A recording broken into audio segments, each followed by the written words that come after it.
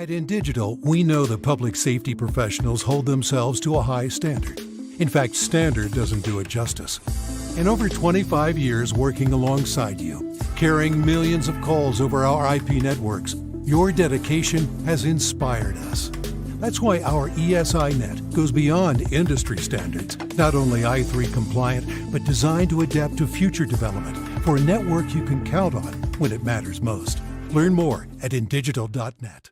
If Within the Trenches has ever taught you something, open your eyes to what it is like to be a 911 dispatcher, or has inspired you to become one, then help support us and join our Patreon. Get exclusive bonus content, one-of-a-kind swag, discounts on merchandise, ad-free early access to new episodes, and much more. To join, please visit patreon.com/WTT podcast. And if you're an industry partner, we have something for you as well. And now, for the show. This is Jordan, and you're listening to the Code 7 Podcast Network.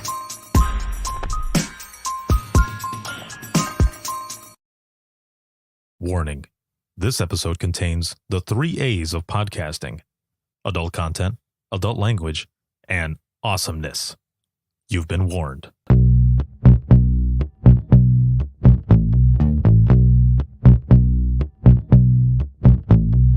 Welcome to Within the Trenches, true stories from the 911 dispatchers who live them.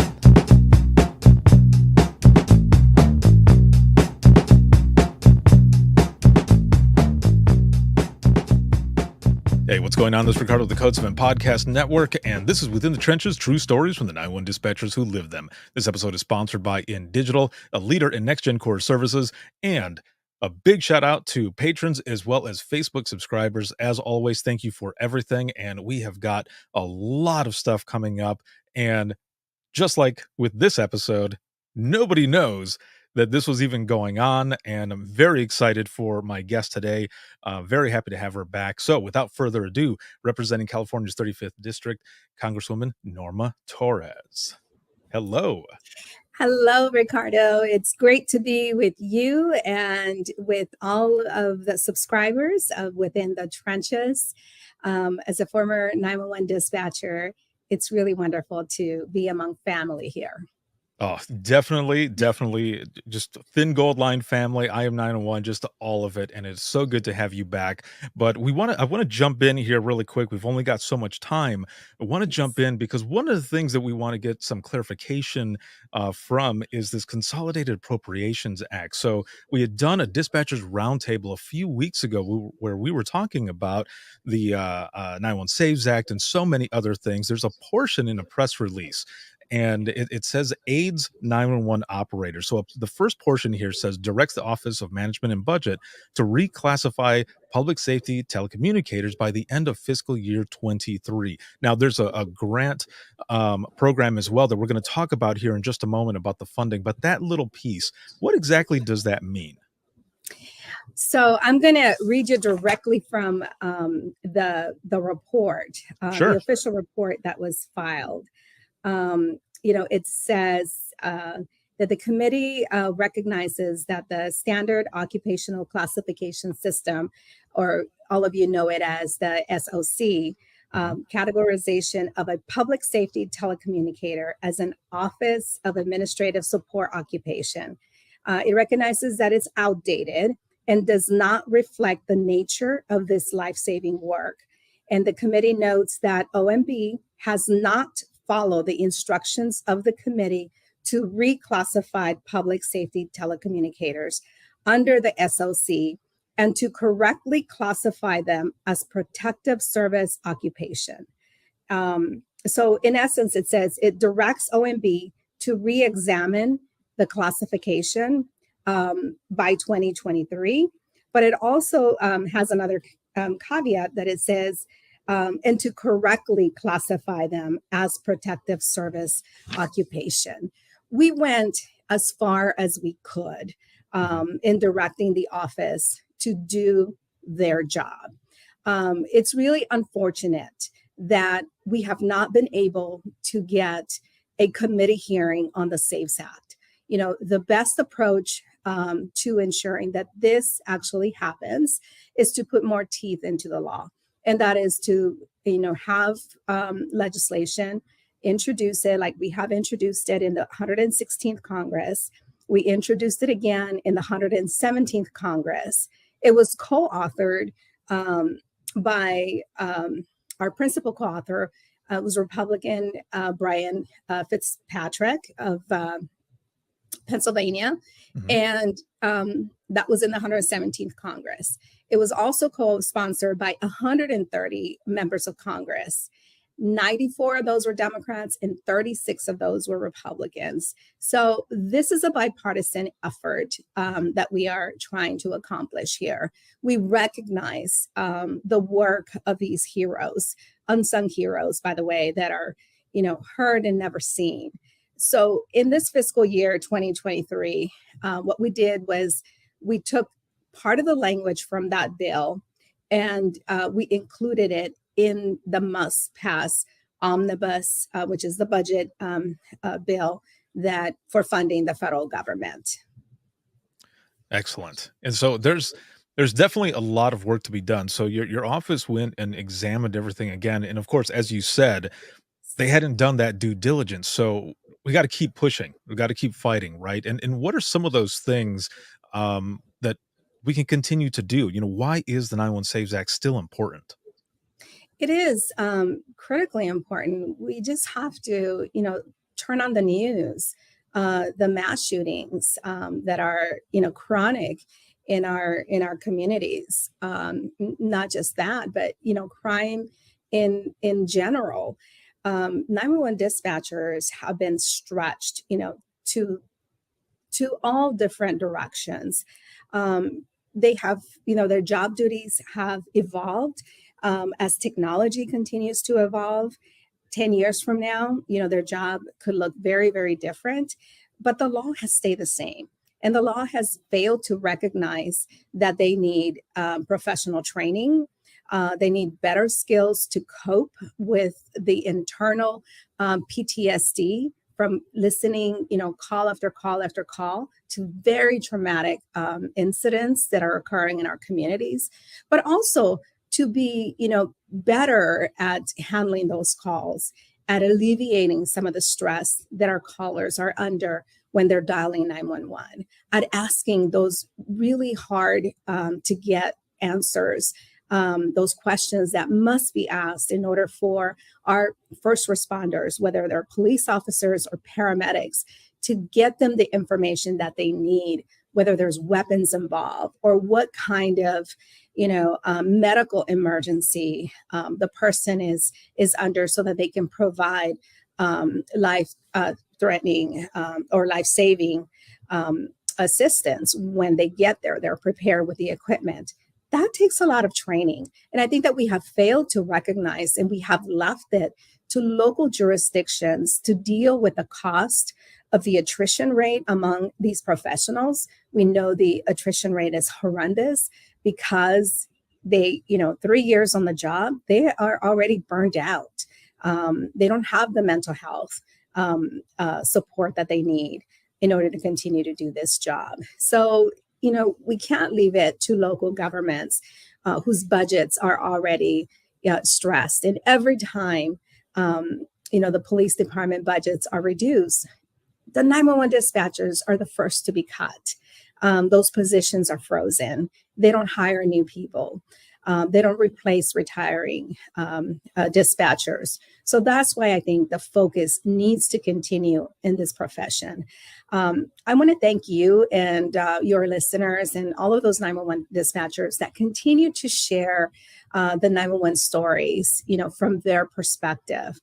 All of those tragic incidents that they deal with day to day, that's important.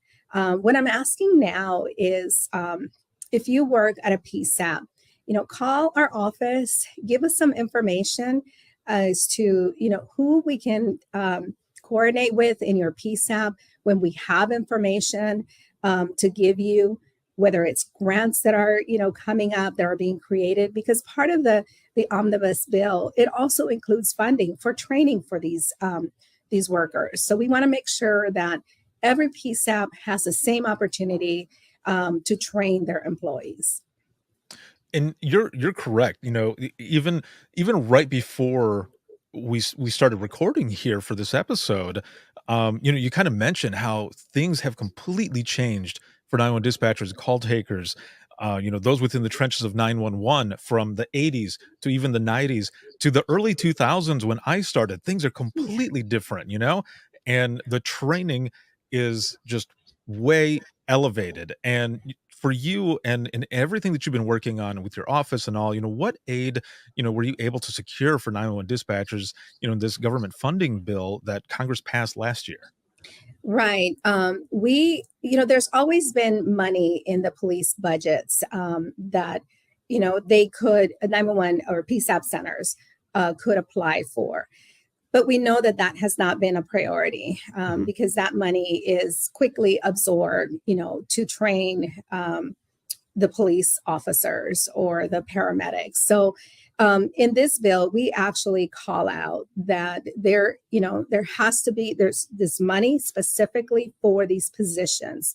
So the bill includes 8 million in the highway trust funds for EMS and 911. And up to 5 million is available under the behavior safety program. DOT still needs to create, the parameters and send out a notice that this funding is available. But that is why, I am asking you to give us some information as to who to contact, who to send this information to at your PSAP. So as soon as it comes out, as soon as my office is noticed, we can send you this information. How do you see, actually, where do you see? You kind of mentioned it, how in the future, it could be completely different. If we already went through text to 911, it wasn't as consuming as people thought it was going to be, but now we've also got video to 911 and such that there's Yes. centers out there that are using, and there's not only the training for that, but also what comes with it, with the mental health and wellness of those who are actually seeing what is going on. But there are also others who feel that, being able to see certain things might actually help with closure. So for you, though, kind of thinking about the future of 911, like where do you kind of see that going? Like, are we going to have almost like VR headsets, being able to see and interact Right. with so many different things? Yes, absolutely. And, I think that we have to look at this technology and how it helps and hinders, the work of the 911 dispatcher. Hmm. Text to 911 is wonderful. It's just another way, to communicate, your call for assistance or the crime that is that you are watching, right? But it robs that dispatcher with, the ability to be able to hear what is happening in the room. So, for a burglary in progress, when somebody is actually breaking in into your home, somebody calling 911, the dispatcher is able to hear glass break, is able to hear voices, is able to hear footsteps. The caller doesn't have to say anything. That dispatcher is the witness to that crime. With video to 911, it's going to be much more traumatic for those dispatchers because they will be able to see real life crime unfolding, not just listen to it, but they will be able to see it. And for those reasons, we need to ensure that every person working in this profession has access to mental health. They have to be able to have closure when they're talking, through with victims through these circumstances. You know, I love your passion and your push, just the energy, all of it. And I feel like it comes from you being, former dispatch as well. But again, once dispatch, always dispatch, right? So with your experience being within the trenches of 911, how do you feel like that has motivated you to keep pushing for this legislation, but also this training and everything that goes into what the folks in 911 do on a daily basis? I think about 911 dispatchers pretty much every single day, whether I'm at home or I'm working, I'm thinking about them. Holidays, I'm thinking about them because, it's 24/7. They're always open and people call them during their worst time in their lives. And I think about myself in the victim's shoes. January 6th, I just, think about those calls that these 911 dispatchers might have been receiving, from the people working in and around the U.S. Capitol. That is real trauma, that they are forced to endure, for 8, 10, 12 hours a day, every single day that they're working. They're human beings. After their shift is done, their mental health needs to be taken under consideration. They cannot just be expected to go home and be that normal mom, the normal dad, take care of their children and just go about their day to day after hearing, very traumatic incidents. There has to be, closure for these people. And 17 and a half years spent working, doing this job really gives me the very personal, experience, I think, that I need in order to try to convince my colleagues. And even at that, politics is still politics. We have firefighters that are opposing this bill because, their PSAPs are typically staffed with light duty positions. We want to make it clear to them that the 911 Safes Act reclassifying, these employees is not going to take away, from those positions. We have to work together with them, to remove that opposition so that we can get a hearing, so that we can continue to, prioritize the needs of these professionals. How does it make you feel here as we're kind of going into the wrap up of this episode? But how does it make you feel when you see so much in the news and on social media about how there are so many centers that are short staffed? I mean, it's been like that for years, right? But it seems even more so now that it's just crazy all over the place. Like it's there at almost not so much level zero, but man, you're close enough. Right. And I think it speaks volumes to the lack of attention that we have paid to this profession, the lack of training to deal, with the day-to-day stress of the job. I think about the 2 shootings that we had in California.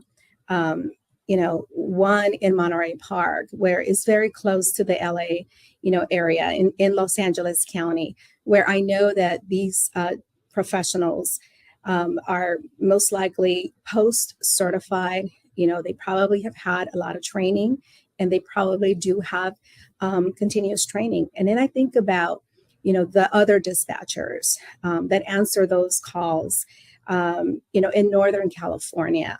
And I think about this little tiny, beach community with very, very, very little crime. And I think about what kind of training did those dispatchers have to deal with such a, huge incident.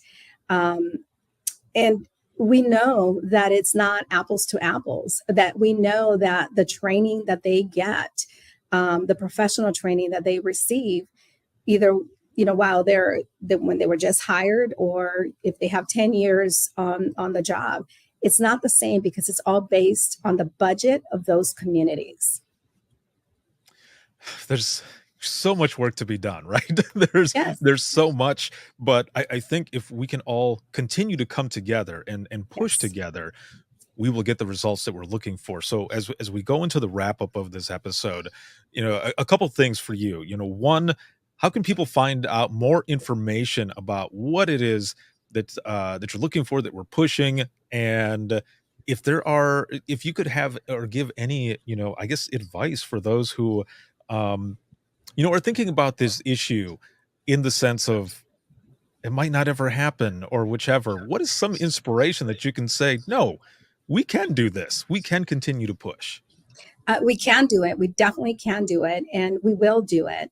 I do need your help, though. I am one, former 911 dispatcher that Mhm. speaks, to my experience in the 90s, in the early 2000s, working, for LAPD. But every single day, you can share your story, whether it's through social media or by calling the office of your federal representative. Don't forget, not only do you have a member of Congress, a House representative, but you also have a U.S. senator. Call and talk about your job. If you work at a PSAP, I know that our police departments often have community meetings, neighborhood watch meetings. Invite yourselves to those meetings. Call up those senior lead officers that are going to those community meetings and ask them if you can attend officially to talk about what you do to teach people about the proper use of 911. We have Telecommunicators Week coming up in April. Invite the media into your 911 centers. I know that that sounds really scary, but the best way to inform people and to get the change that you deserve to have is by talking about, the service that you provide to the community, which is a life-saving service. Perfect. Thank you so Thank you. very much for coming on and for sharing this information, clearing up a few things that we've all been reading, and also to continue to push for this ultimate goal. Thank you so much for your continued work and the passion, motivation, inspiration, all of it. We appreciate it. Thank you, Ricardo. Thanks for letting me back on the show. I Of appreciate it. course, of course. I'll be right back here with you in just one moment. And for those who are watching and listening, if you have any comments, questions, or you want to be a guest on the show, you can email us, and that's going to be wttpodcast@gmail.com. You can follow us on Twitter, that is @91podcast. You can like us on Facebook. This can be seen on Facebook, YouTube, as well as Twitter and LinkedIn, sponsored by In Digital, a leader Next Gen Core Services. And thank you all for the job that you do every single day. Let's keep pushing. Let's do this. We can make this ultimate goal. Have a good one, everyone. We'll see you in the next one.